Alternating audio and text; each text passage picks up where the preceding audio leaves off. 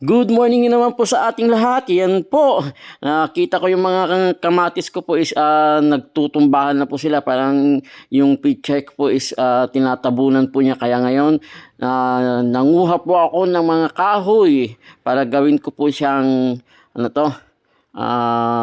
sandalan ng aking mga kamatis. Yan, mga poste po niya. Yan, di po ba poste? Parang malaking puno po yung poste. Yan, nilagyan ko po siya ng mga poste-poste para ano naman itong mga kamatis. Yan po yung mga pinulot ko po at saka yung mga bubunot ko, pinagtabas ko na nung naglinis po ako yan, mga kahoy, para yan po, double purpose na po siya, na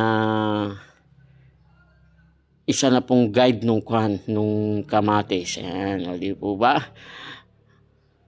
Kaya atin pong lalagyan ang bawat isang kamatis kasi mamumunga na rin po. May mga bunga na yung ibang kamatis ko. Yan na po, lalagyan na po natin sila ng poste.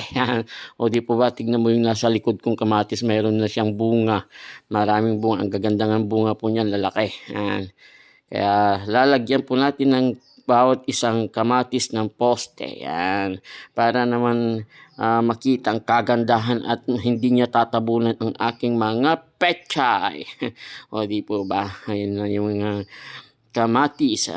Yan. May bunga na po yung kamatis na po yan.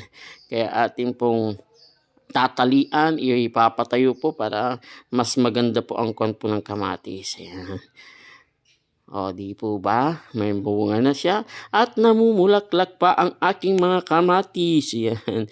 Ayan. Ang kamatis po is napakasarap po na panghalo po yan. Lalo na kahit fresh po yan. Sarap po niya na lagyan ng luya at saka sibuyas, bagong. Yun, di po ba?